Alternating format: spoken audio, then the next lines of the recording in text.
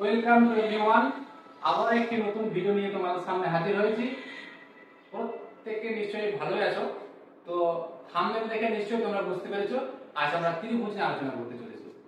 এই ত্রিভুজ জানার পূর্বে কোন জায়গাটা আমাদের অতি আবশ্যক বা বাঞ্ছনীয়, এই জন্য আমি দেখবে এর আগে একটা কোন নিয়ে ভিডিও করেছি, ডেসক্রিপশনে লিংক দেওয়া আছে। আমি আশা রাখবো বা প্রত্যেককে অনুরোধ করবো যে সবার আগে সেই লিংকে ক্লিক করে কোনের ভিডিওটা দেখে এলে তোমাদের এই ত্রিভুজ সম্পর্কিত আলোচনা করতে অতি সহজ হবে এবং সুন্দর বুঝে নেওয়া যায় এবং ধারণাটাও খুব সুস্পষ্ট হবে। তো যাই হোক, আমরা সরাসরি এবার ক্লাসে পৌঁছে যাব, ত্রিভুজ নিয়ে আলোচনা করব। দেখো বোর্ডে আমি লিখে রেখেছি যে ত্রিভুজ, ব্র্যাকেটে লিখেছি ট্রায়াঙ্গেল, অর্থাৎ ট্রায়াঙ্গেল অর্থাৎ ত্রিভুজকে ইংরেজিতে ট্রায়াঙ্গেল বলা হয়। কেমন? আচ্ছা দেখো, ত্রিভুজ নামটার মধ্যে কিন্তু ত্রিভুজের সংজ্ঞাটা লুকিয়ে আছে। কেমন? আচ্ছা, ত্রি মানে তোমরা কেউ বলতে পারবে? ত্রি মানে হচ্ছে তিন। দেখো আমি ত্রিভুজ কথাটা এখানে লিখছি, তোমরা সবাই দেখতে পাচ্ছ তো? ওকে। তো তার আগে যেটা না বললেই নয়, এই মুহূর্তে যারা যারা আমার ভিডিওটা দেখছো, ভিডিওটা পজ করে খাতা পেন নিয়ে বসে পড়ো। আজ ত্রিভুজ নিয়ে যেভাবে আলোচনা রাখবো, আমি আশা রাখি বা আমি মনে করি আর পরবর্তীতে তোমাদের ত্রিভুজ নিয়ে আর অন্য কোনো ভিডিও দেখার প্রয়োজন হয় না। সেইভাবে আমরা আলোচনার দিকে একটু একটু করে এগোবো। দেখো আমি বোর্ডে লিখে রেখেছি ত্রিভুজ। ত্রিভুজ শব্দটার মধ্যে ত্রিভুজের সংজ্ঞাটা লুকিয়ে আছে। কি রকম?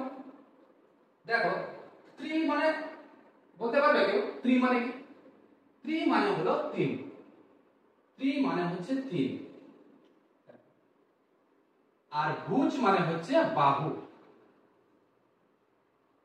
তাহলে কি হলো? ত্রিভুজ শব্দটার অর্থ হয়ে গেল তিনটি বাহু। তাহলে দেখো আমি ত্রিভুজের সংজ্ঞাটা বোর্ডে লিখে রেখেছি। কেমন? দেখো ত্রিভুজ কথাটা তিনটি বাহু দ্বারা সীমাবদ্ধ সমতলিক জ্যামিতিক চিত্রকে ত্রিভুজ বলা হয়। কি রকম বিষয়টা? কি রকম একটু হয়তো বুঝতে অসুবিধা হতেই পারে, তবে দেখো বুঝে নাও বিষয়টা। যে তিনটি বাহু, তাহলে বাহু কয়টি থাকতে হবে? তিনটি বাহু থাকবে এবং তিনটি বাহু দ্বারা সীমাবদ্ধ থাকবে এবং সেই চিত্রটা হতে হবে সমতলিক। কি হতে হবে? সমতলিক। আচ্ছা, তোমরা অনেকেই জিজ্ঞাসা করছো স্যার সমতলিক মানে কি বা সীমাবদ্ধ মানে কি, এই সকল। তো দেখো আমি একটা ত্রিভুজের চিত্র অঙ্কন করি, এই চিত্র সাহায্যে আমরা খুব সুন্দরভাবে বুঝে নিতে পারবো ত্রিভুজের সংজ্ঞাটা কি। এই হলো একটি ত্রিভুজ। আমি নাম দিলাম এ বি। দেখো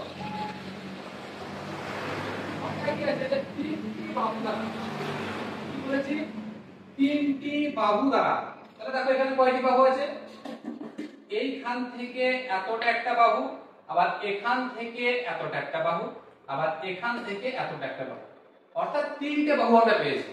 দেখো এই একটা, এই একটা আর এই একটা, তাহলে তিনটে বাহু। তিনটে বাহু দ্বারা সীমাবদ্ধ, সীমাবদ্ধ মানে একে অপরের সঙ্গে যুক্ত। সীমাবদ্ধ মানে কি বললাম? একে অপরের সঙ্গে যুক্ত। তারপর আছে সমতলিক। সমতলিক মানে কি? সমতলিক মানে হচ্ছে সমতলে অবস্থান করে এমন। আচ্ছা, অনেক অনেক আছে, যেমন একটি বস্তুর আমি নাম করি, যেমন ফুটবল। ফুটবল তোমরা সকলে দেখেছো। আচ্ছা, ফুটবল কোন একটি সমতলে অবস্থান করবে কি? ধরো আমি এই হাতের মধ্যে রাখলাম একটা ফুটবল, তাহলে ফুটবলটা কিন্তু হাতের মধ্যে রাখা যাবে না। দেখবে কিছুটা অংশ করে আমার হাতের মধ্যে স্পর্শ করে থাকবে আর বলটা কিন্তু উপরে থাকবে। অর্থাৎ ফুটবল বলো, ক্রিকেট বল বলো বা 3D যে ফটোগুলো আছে বা জিনিসগুলো আছে সেইগুলো সমতলে অবস্থান করতে পারে না। তাহলে সমতল, সমতলিক মানে সমতলে অবস্থান করে এমন। জ্যামিতিক চিত্রটা কি হতে হবে? জ্যামিতিক চিত্র হতে হবে। আচ্ছা, সেই চিত্রকে আমরা কি বলবো? ত্রিভুজ বলবো। ঠিক আছে? চিত্র, চিত্র মানে হচ্ছে কি? চিত্র মানে ফটো বা ছবি। তাহলে বুঝে গেলাম। তাহলে তিনটে বাহু পেলাম, সীমাবদ্ধ সমতলিক জ্যামিতিক চিত্রকে ত্রিভুজ বলা হয়। তোমরা খাতায় লিখে ফেলো। প্রথমে লেখো যে ত্রিভুজ কাকে বলে। উত্তরে এটা লিখে নাও। নিশ্চয়ই লিখছো, আশা করা যায়। তো দেখো তিনটে বাহু, বাহুর নামকরণ গুলো একটু দেখে নাও। দেখো এইখান থেকে এটা একটা বাহু বলেছি, এই বাহুটার কি নাম? দেখো এই কর্নারে এ লেখা আছে, এই কর্নারে বি লেখা আছে। তাহলে দেখো আমরা একটা বাহুর নাম তো, তিনটে বাহুর মধ্যে একটি বাহু হলো, দেখো তিনটে বাহুর মধ্যে একটি বাহু হচ্ছে, তিনটি বাহু লিখি।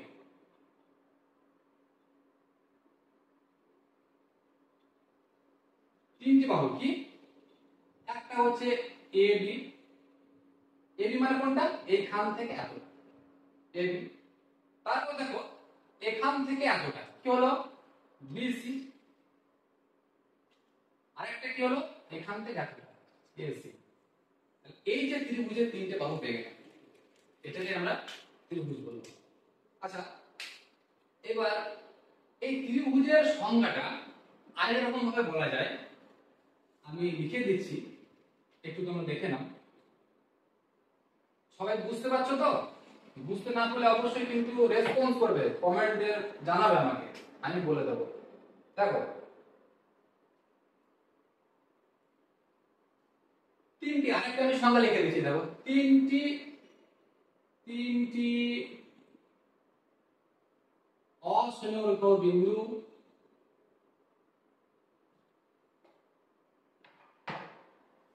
অসমরেখ অসমরেখ বিন্দু বিন্দুকে রেখাংশ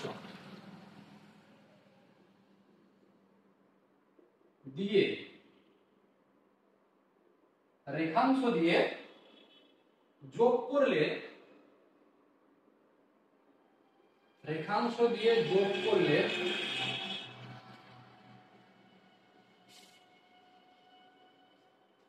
যে বদ্ধ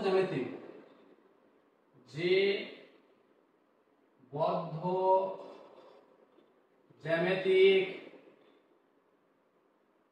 চিত্র পাওয়া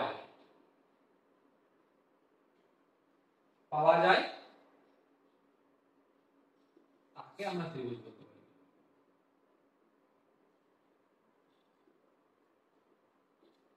তোমরা বলবে যে স্যার একটু আগে আপনি ত্রিভুজ কাকে বলে বোঝালেন, কত সুন্দর আমরা বুঝে নিয়েছিলাম, তিনটি বাহু দ্বারা সীমাবদ্ধ সমতলিক জ্যামিতিক চিত্রকে ত্রিভুজ বলে। এখন আবার নতুন করে কি একটা সংজ্ঞা দিয়ে দিলেন, যেটা মাথার উপর থেকে যাচ্ছে। চিন্তা করো না, আমি যতক্ষণ আছি ততক্ষণ আমি তোমাদের কোনো অসুবিধা হতে দেব না।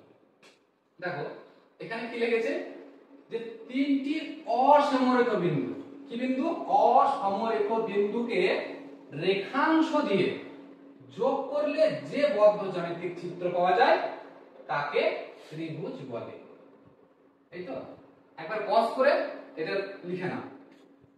আচ্ছা তোমরা নিশ্চয়ই বুঝতে পারছো না, বিন্দু তো বোঝো, রেখাংশ তো কোণের ক্লাস করাতে করাতে রেখাংশ গুলো বলে দিয়েছি, সরলরেখা বা রেখাংশ তো সবই বুঝে গেছো, কিন্তু এই অসমরেখ শব্দটা তোমাদের কাছে নতুন, তাই তো? নিশ্চয়ই এখানে তোমাদের ফাটকা লাগছে যে অসমরেখটা বুঝতে। দেখো আমি মুছে দিচ্ছি, তোমরা লিখে নিয়েছো নিশ্চয়ই। অসমরেখ বিন্দু কাকে বলে আগে একটু একটু জেনে নেওয়া দরকার, নয়তো এই সংজ্ঞাটা আমরা ঠিক বুঝে উঠতে পারবো। অসমরেখ আগে আগে জানতে হবে যে সমরেখ বিন্দু কাকে বলে। দেখো সমরেখ বিন্দু, তারপর আমরা অসমরেখ বিন্দু দিকে যাবো। সমরেখ বিন্দু হলো, সমরেখ বিন্দু হচ্ছে একই সরলরেখায় অবস্থানকারী বিন্দু। একই সরলরেখায় অবস্থানকারী বিন্দুগুলোকে আমরা কি বলি? সমরেখ বিন্দু। দেখো যেমন ধরো এই একটা বিন্দু দিলাম, এই একটা বিন্দু দিলাম, এই একটা বিন্দু দিলাম, বা এই একটা দিলাম, আরো দিলাম বা না দিলাম, সেটা কোনো ফ্যাক্টর নয়। দেখো এই যে একটা সরলরেখার মধ্যে এই বিন্দুগুলো অবস্থান করেছে, একটা সরলরেখার মধ্যে, তাহলে এইটাকে আমরা বলবো অসমরেখ বিন্দু। বুঝা গেল? সরি, সমরেখ বিন্দু। সমরেখ বিন্দু মানে কি? যে বিন্দুগুলো একই সরলরেখায় অবস্থান করবে। তাহলে কি অসমরেখার উল্টোটা কি হতে পারে? দেখো আমি লিখছি অসমরেখ, অ লাগিয়ে দাও, অসমরেখ বিন্দু। দেখো আমি তিনটি বিন্দুকে যদি তিনটে জায়গায় রেখে দিই তাহলে অসমরেখ হয়ে যাবে। কিরকম? এই একটা বিন্দু দিলাম, এই একটা বিন্দু দিলাম, আর এই একটা বিন্দু দিলাম, তিন জায়গায় বিন্দু দিলাম, দিয়েছি। ভিডিও দেখতে অসুবিধা হচ্ছে নাকি? একটু দেখে নিও, বুঝে নিও। তো কোনো রকম যে কোনো রকম অসুবিধা হলে আমাকে কিন্তু কমেন্ট সেকশনে অবশ্যই জানাবে, কারণ পরবর্তীতে যে ভিডিওগুলো আমি আসবো সেগুলোতে সেগুলো আমি কারেকশন বা সংশোধন করব। দেখো তাহলে তিনটে অসমরেখ বিন্দু আমি নিয়েছি। এবার এই তিনটে অসমরেখ বিন্দুকে দেখো আমি রেখাংশ দ্বারা যোগ করলাম। এটা একটা রেখাংশ, এইটার সঙ্গে আবার এই বিন্দুটা যোগ করে দিলাম, এই আবার এই। তাহলে কি ত্রিভুজ দাঁড়ালো? তো তাই আমি সংজ্ঞাটা ওইটাই বলেছিলাম যে তিনটি অসমরেখ বিন্দুকে সরল রেখাংশ দ্বারা যোগ করলে যে বদ্ধ জ্যামিতিক চিত্রটা পাওয়া যায় তাকেই ত্রিভুজ বলা হয়। তাহলে ত্রিভুজের সংজ্ঞা আমরা দুই রকম ভাবে পেলাম, তাই তো? খুব সুন্দর। আমরা কিন্তু ত্রিভুজের সাথে সাথে এখানে সমরেখ বিন্দু কাকে বলে, অসমরেখ বিন্দু কাকে বলে, এগুলো কিন্তু আমরা জেনে নিয়েছি। তো এবার ত্রিভুজের সাধারণভাবে দু চারটি বৈশিষ্ট্য আমরা জেনে নেব। এই ত্রিভুজের সংজ্ঞা লিখেছো তো? আচ্ছা ঠিক আছে। ত্রিভুজের বৈশিষ্ট্য। এবার আমরা যাব ত্রিভুজের বৈশিষ্ট্য। কি কি বৈশিষ্ট্য হতে পারে? দেখো ত্রিভুজের বৈশিষ্ট্য, ত্রিভুজের বৈশিষ্ট্য।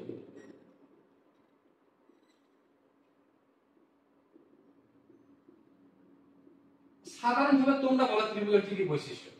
দেখো আমি এক নম্বরে লিখছি, এখানে একটা ত্রিভুজের ছবি দিকে তাকাও। এটা ত্রিভুজ। এবার দেখো নাম করে দিলাম A B C। দেখো এই ত্রিভুজের মধ্যে আমরা কি কি পেলাম? বৈশিষ্ট্য কাকে বলে বোঝো তো? ধরো আমি বলি আমার কি বৈশিষ্ট্য, বা কোনো একটি মানুষের কি বৈশিষ্ট্য। বৈশিষ্ট্য মানে হচ্ছে সেই বস্তুটার মধ্যে আমরা যা যা দেখতে পাবো সেগুলো তার বৈশিষ্ট্য। যেমন ধরো আমি একটি মানুষ, তাহলে আমি যদি বলি আমার বৈশিষ্ট্য কি, আমার দুটো চোখ আছে, আমার দুটো হাত আছে, আমার মুখ আছে, ঠোঁট আছে, এগুলো আমার বৈশিষ্ট্য। তাহলে এই ত্রিভুজের কিছু কিছু বৈশিষ্ট্য রয়েছে। কি রকম? দেখো এই ত্রিভুজ থেকে আমরা কি কি পাচ্ছি? তিনটে বাহু পাচ্ছি না? একটা, দুইটি, তিনটি বাহু পেলাম। এর আগে বললাম যে তিনটি বাহু ছাড়া ত্রিভুজ হতেই পারে না। তাহলে এক নম্বরে আমরা কি পেলাম বৈশিষ্ট্য? তিনটি বাহু। লিখে ফেলতে পারি আমরা তিনটি বাহু। খেয়াল করে দেখো আর কি পাচ্ছি? দু নম্বরে আর কি পাচ্ছি? তিনটে কোণ পাচ্ছি। একটু খেয়াল করে দেখো তো, তিনটে কোণ পাচ্ছি। এই একটা, এই একটা। তোমরা কিন্তু এখন প্রশ্ন করে বসো না যে স্যার কোণ কি, কোণ কাকে বলে। এর পূর্বেই কিন্তু আমি কোন বিষয়ে একটা ভিডিও বানিয়েছি। যারা দেখোনি তাদেরকে অনুরোধ করেছি যে আমার ডেসক্রিপশনে লিংক দেওয়া আছে, কোণের ভিডিও অতি অবশ্যই দেখবে। আর কোণের ভিডিও দেখে নিলেই কিন্তু এই ত্রিভুজটা বুঝতে খুব সোজা হয়ে যাবে, সরল হয়ে যাবে। যাই হোক, তাহলে তিনটে কোণ আমরা কিন্তু পেলাম। তাহলে আমরা লিখে দিতে পারি তিনটি কোণ। তিনটি কোণ পেয়েছি।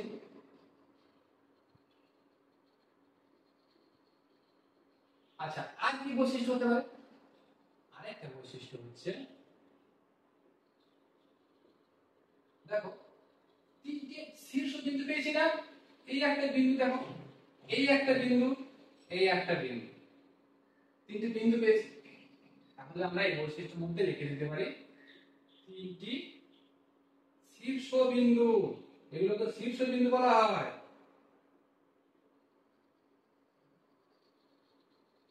তাহলে ত্রিভুজের বৈশিষ্ট্য আমরা পেলাম তিনটে বাহু পেয়েছি, তিনটে কোণ পেয়েছি, আর তিনটে শীর্ষবিন্দু।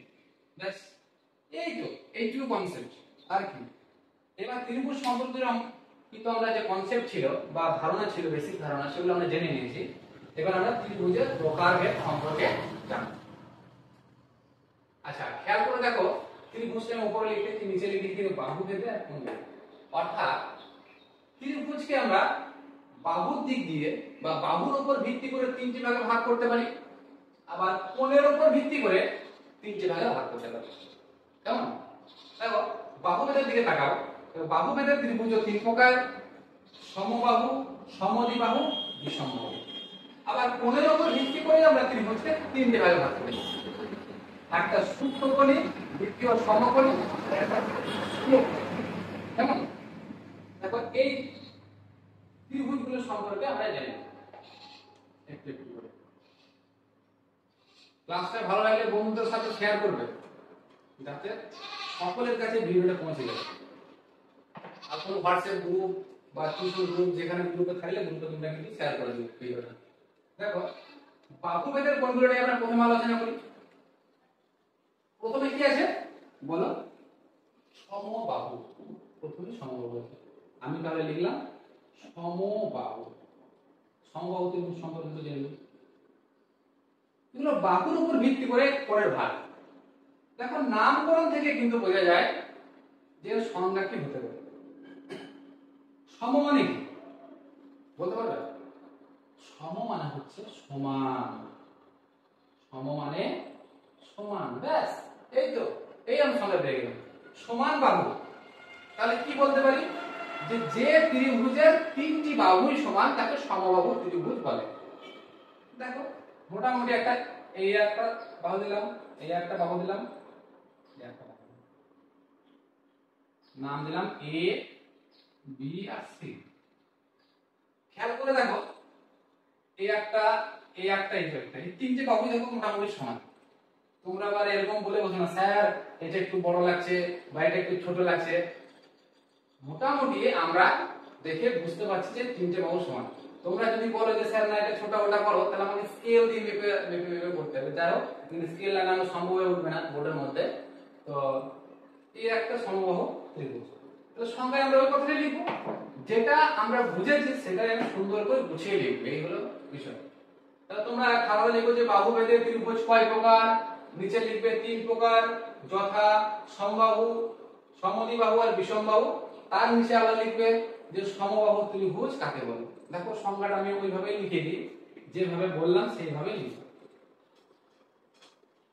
সমবাহু ত্রিভুজ দেখো, যে সকল ত্রিভুজের, যে সকল বা যে সব যা লিখবে, যে সকল ত্রিভুজের তিনটি বাহুই সমান, তিনটি বাহু সমান,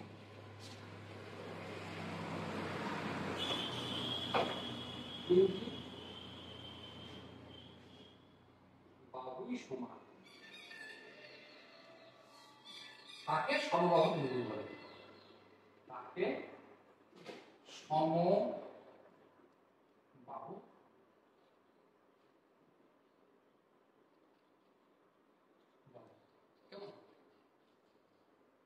ছবিটা আমি দেখিয়ে দিয়েছি। এই ধর এই একটা ত্রিভুজ, নাম দিলাম এ। তোমরা এই সমবাহু সংজ্ঞা নিচে লিখবে যে চিত্রে, এরকম ভাবে চিত্রে এটা ত্রিভুজের চিহ্ন। ত্রিভুজ লিখতে গেলে এই ত্রিভুজের চিহ্ন, ঠিক আছে? ছোট করে ত্রিভুজ এরবি। দেখো ত্রিভুজটা কি নাম? A B C. তাহলে এ বি সি একটি সমবাহু ত্রিভুজ। সমবাহু ত্রিভুজ কেমন? বুঝা গেল? তাহলে সমবাহু ত্রিভুজ বুঝে গেলাম। তাহলে সমবাহু ত্রিভুজটা আমরা গোল মার্কিং করে নিলাম। এবার আমরা যাব সমদ্বিবাহু ত্রিভুজ। তোমরা অনেকে হয়তো সমদ্বিবাহু ত্রিভুজ নামটা শুনে সংজ্ঞা খোঁজার চেষ্টা করছো, চেষ্টা করো, চেষ্টা করতে হবে। দেখো কি রকম সমবাহু ত্রিভুজ, দেখো সমদ্বিবাহু, সমদ্বিবাহু কি রকম? সম মানে তো বলে দিয়েছি, সম মানে হচ্ছে সমান। দ্বি মানে কি? দ্বি মানে হচ্ছে দুই। আর বাহু মানে নিশ্চয় বোঝেন, বাহু মানে বাহু। এই তো সংজ্ঞা। তাহলে সমদ্বিবাহু মানে সমান দুই বাহু। অর্থাৎ যে ত্রিভুজের দুটি বাহু সমান হবে আর একটি বাহু অসমান হবে। ত্রিভুজের তো টোটালি তিনটে বাহু, তিনটে বাহুর মধ্যে দুটো বাহু সমান হবে এবং একটা বাহু অসমান হবে। সমদ্বিবাহু ত্রিভুজ বলবো। আগে সংজ্ঞাটা লিখে নিই, তারপর ছবিতে যাবো। কেমন? তোমরা লিখো যে সমদ্বিবাহু ত্রিভুজ কাকে বলে? উত্তরে চলে এসো। যে ত্রিভুজের দুটি বাহু সমান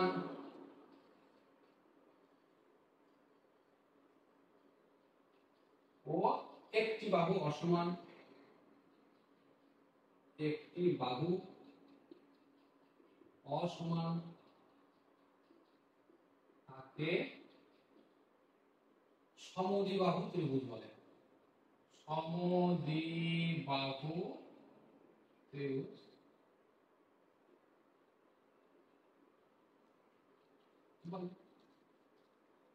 দুটো বাহু সমান করে দাও, যেভাবে খুশি আঁকতে পারো, কিন্তু শর্ত হচ্ছে দুটো বাহু সমান হতে হবে। ব্যাস, আর একটা বাহু সমান করে দাও, হয়ে গেল ত্রিভুজ। কিরকম গেল? এই দেখো, খেয়াল করে দেখো। ধরে নাও একটা ত্রিভুজ, বলো তো এই ত্রিভুজের কোন বাহু দুটি সমান? নাম দিয়ে দিবি এ বি সি নাম দিয়ে। কোন বাহু দুটো সমান? দেখেই বোঝা যাচ্ছে যে এ বি এবং এ সি এই বাহু দুটো সমান। এই বাহু দুটো সমান। অসমান কোনটা? বি সি বি সি অসমান। তাহলে তোমরা নিচে দেখো, এটা আমি লিখছি না, যে দেখো চিত্রে ত্রিভুজ এ বি সি একটি সমদ্বিবাহু ত্রিভুজ। সমবাহুর ক্ষেত্রে যেমন লেখালাম ঠিক সেইভাবে লেখো। ত্রিভুজের চিহ্ন দাও, ত্রিভুজের চিহ্ন কিন্তু এরকম আমি বলে দিলাম, ত্রিভুজ এ এ বি সি একটি সমদ্বিবাহু ত্রিভুজ। কেমন? আচ্ছা, এবার আমরা যাব বিষম বাহু থেকে। এবার যাব বিষম বাহু থেকে। তাহলে সমদ্বিবাহু হয়ে গেল, সমদ্বিবাহুকে আমি গোল মার্কিং করে নিলাম। এবার যাও বিষম বাহু।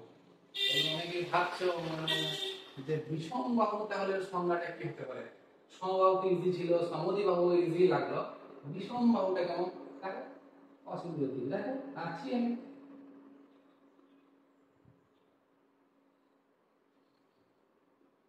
বিষম বাহু, বিষম কথার অর্থ হচ্ছে কোনটি নেই, সবগুলোই অসমান। কি বললাম? যে ত্রিভুজের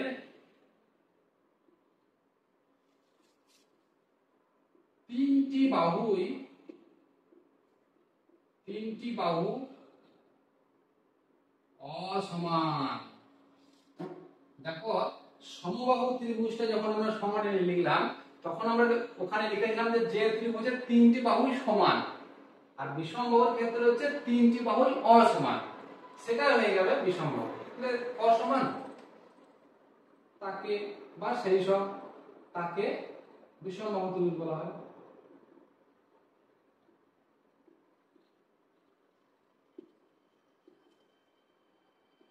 বিষম বাহু ত্রিভুজ বলা হয়। তিনটে বাহু অসমান, ওখানে লিখে একবার অঙ্কন করার চেষ্টা করো। তিনটে বাহু অসমান হতে হবে। কিরকম? ধরে একটা আমি এত বড় দিলাম, একটা এত বড় দিলাম, আর একটা এত বড় দিলাম। বলো তো কোন বাহুটা সবচেয়ে বড়? বলতে পারবে কে এই ত্রিভুজটা দেখে?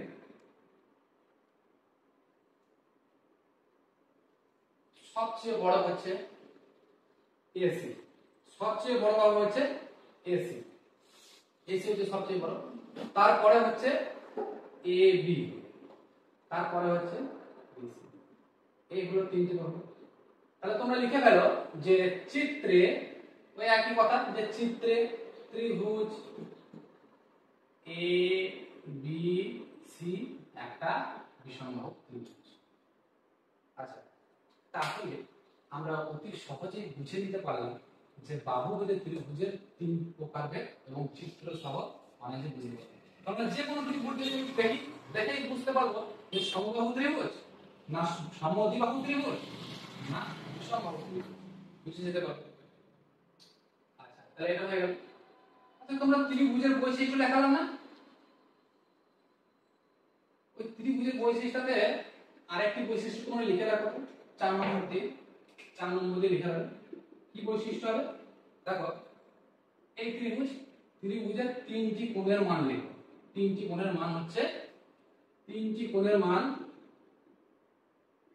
এইটা কিন্তু সেই ত্রিভুজের বৈশিষ্ট্যটা লিখবে। ত্রিভুজের বৈশিষ্ট্য দেখবে তিনটে লিখিয়েছি, আর একটা লিখে দিচ্ছি, ওইটার সাথে লিখে নাও, লিখে নাও। তিনটি বাহুর সমষ্টি, সমষ্টি মানে কি? সমষ্টি মানে হচ্ছে যোগফল, কেমন? সমষ্টি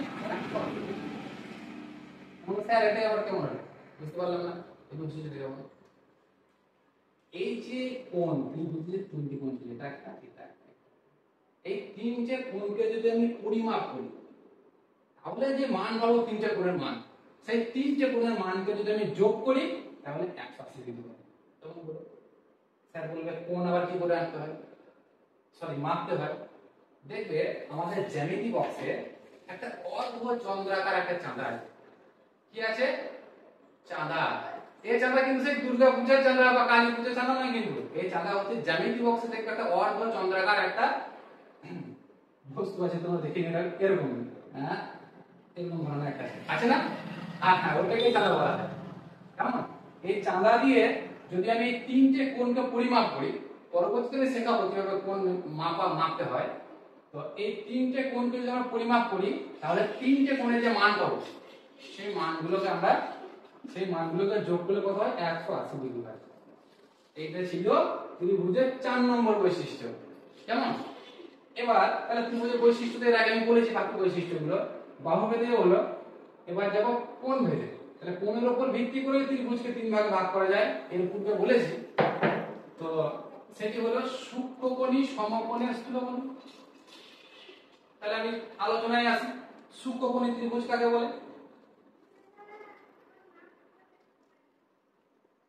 সূক্ষ্মকোণ, সূক্ষ্মকোণী ত্রিভুজ কাকে বলে?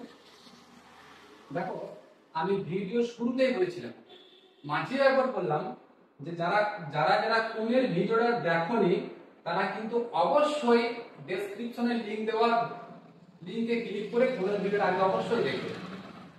আর যাদের এই কোণের কনসেপ্ট আছে তারা সরাসরি বুঝে নিতে পারো।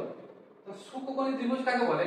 দেখো, যে ত্রিভুজে তিনটি কোণই সূক্ষ্মকোণ।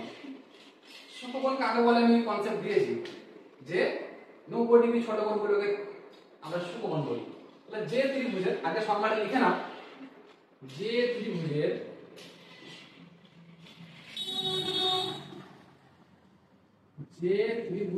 তিনটি কোণই সূক্ষ্মকোণ, তিনটি কোণই সূক্ষ্মকোণ, সূক্ষ্মকোণ, তাকে সূক্ষ্মকোণী ত্রিভুজ বলবো, তাকে সূক্ষ্মকোণী ত্রিভুজ বলবো, কেমন? সূক্ষ্মকোণী ত্রিভুজ।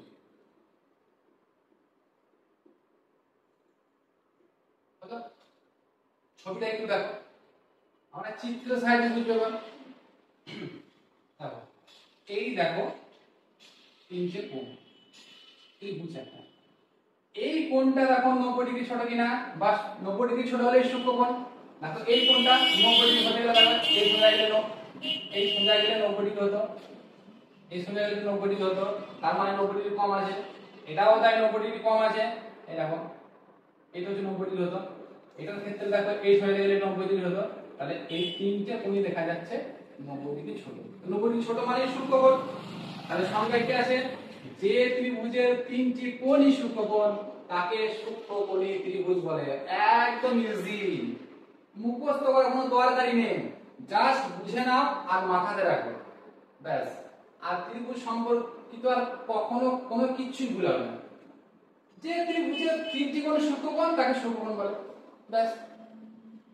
ছবির সাহায্যে আমরা দেখে নিলাম। তোমরা কিন্তু প্রত্যেকটি চিত্রের নামকরণ করবে এ বি সি, এবং একইভাবে লিখবে যে চিত্রে ত্রিভুজ এ বি সি একটা সূক্ষ্মকোণী ত্রিভুজ। বুঝে দিচ্ছি, লিখে না। ভিডিওটা পজ করে করে লিখবে, যদি সঙ্গে সঙ্গে যদি লিখতে কারোর প্রবলেম হয় বা যদি লিখতে উঠতে না পারো ভিডিওটা পজ করে লিখবে, কিন্তু আর আবার ভিডিওটা প্লে করবে। তাহলে দেখো বিষমবাহু হয়ে গেছে আগে, সূক্ষ্মকোণী হলো। এবার আমরা সমকোণী ত্রিভুজের দিকে যাচ্ছি সমকোণী সমকোণী ত্রিভুজ। এটা কোণের উপর ভিত্তি করে কিন্তু। তাহলে সূক্ষ্মকোণের ক্ষেত্রে কি বললাম যে যে ত্রিভুজের তিনটি কোণই সূক্ষ্মকোণ তাকে সূক্ষ্মকোণী ত্রিভুজ বলা হয়। তাহলে সমকোণী ত্রিভুজ আবার কাকে বলবো? সমকোণী ত্রিভুজ হচ্ছে যে ত্রিভুজের একটি কোণ সমকোণ। সমকোণ কাকে বলে? যে কোণের মান 90 ডিগ্রি তাকে সমকোণ বলা হয়। আমি কোণের ক্লাসে বলেছি, তবু আর একবার করে বলে দিচ্ছি রিমাইন্ড করার জন্য। দেখো এই একটা ত্রিভুজ আনলাম, এই দেখো লিখেছি। দেখো এই যে তিনটে কোণ, এই তিনটে কোণের মধ্যে কোন কোণটা সমকোণ বলতে পারবে? কি মনে হচ্ছে দেখে? একদম এই কোণটা দেখে মনে হচ্ছে 90 ডিগ্রি বা সমকোণ।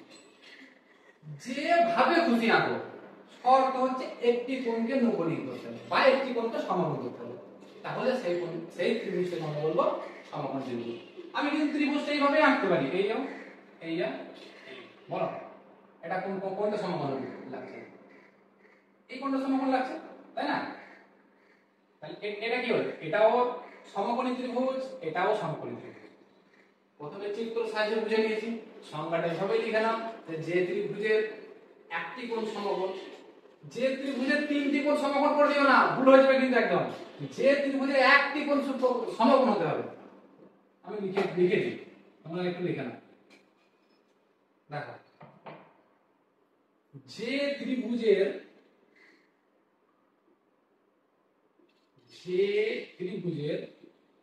একটি কোণ সমকোণ, একটি কোণ সমকোণ তাকে সমকোণী ত্রিভুজ বলা হয়।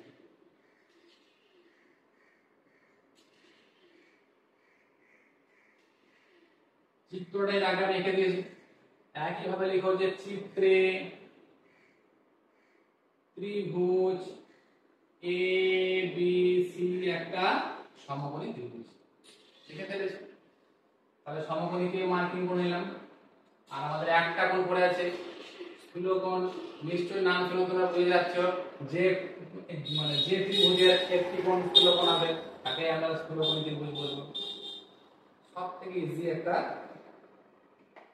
চ্যাপ্টার আমরা আজকে পড়ে নিলাম, খুব জলের মতো করে, তাই না?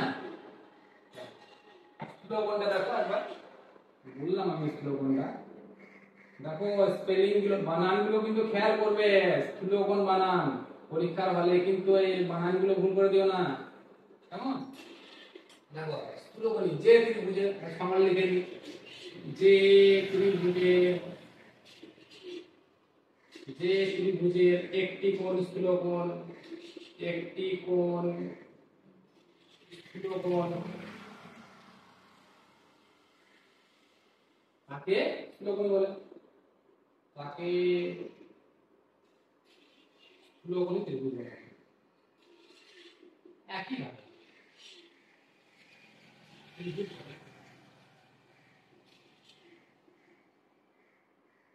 তাকে স্থূলকোণ ত্রিভুজ বলে। স্থূলকোণ করে দাও, আমরা জানি স্থূলকোণ মানে 90 ডিগ্রি বড়, এই তো এটা স্থূলকোণ, এটা ত্রিভুজ হলো এ বি সি। যেভাবে খুশি আঁকা যায় কিন্তু, আমি যে একটা ধরো আমি এভাবে এঁকে দিলাম, মানে এইভাবে আঁকতে তারপর মানে যে কোনো একটা কোণ করে দাও, ধরো এই এটা হতে পারে, হতে পারে না? এইটাই স্থূলকোণ 90 ডিগ্রি বড়। কোণগুলোকে খেয়াল করবে, কোণের উপরই সবকিছু লিখে বলছি, নাম দিয়ে দাও এ বি সি। তাহলে তোমরা আবার লেখো যে চিত্রে কোণ এ বি সি একটা স্থূলকোণী ত্রিভুজ। এই ছিল আজকের কোণের কনসেপ্ট, আর বিশেষ কিছু নেই। তো নিশ্চয়ই আশা করবো যে বুঝতে পেরেছো। তবে সমকোণী ত্রিভুজ সম্পর্কে আমি সমকোণী ত্রিভুজের তিনটে বাহুর নামকে আমি একটু পরিচয় করে দিই, যেটা পরবর্তীতে কাজে লাগবে। বা ত্রিভুজ সম্পর্কে যদি আরো কারো কিছু জানার থাকে বা বোঝার থাকে বা কোনো কিছু বুঝতে অসুবিধা থাকে তোমরা কিন্তু অবশ্যই জানাবে। আমি পরে প্রয়োজনে আবার ভিডিও বানাবো তোমাদের জন্য। দেখো আমি বললাম সমকোণী ত্রিভুজ সম্পর্কে আরেকটু আমি আলোচনা করে দেব। এই একটা ত্রিভুজ, কি ত্রিভুজ এটা? সমকোণ ত্রিভুজ। দেখো সমকোণ ত্রিভুজটার নাম দিলাম এ বি, নাম দিয়েছি। এই কোণটা সমকোণ 90 ডিগ্রি দিলাম। এবার কি হচ্ছে, যে বাহুটা ভূমির সঙ্গে লেগে আছে, ভূমি মানে কি নিচে, যে বাহুটা নিচে আছে সোজা কথা, বা আমাদের ভূমি মানে যে মাটির সমান্তরালে অবস্থান করছে, দেখো এই বাহুটা মাটির সঙ্গে সমান্তরালে অবস্থান করছে, যে বাহুটা মাটির সঙ্গে সমান্তরালে অবস্থান করছে সেই বাহুটাকে আমরা বলবো ভূমি। কি বলবো? ভূমি। শুধুমাত্র সমকোণী ত্রিভুজের ক্ষেত্রেই, কিন্তু অন্য কোনো ত্রিভুজের ক্ষেত্রে নয়। তাহলে কি বলবো? এটা ভূমি। তাহলে এখানে ভূমি লিখব।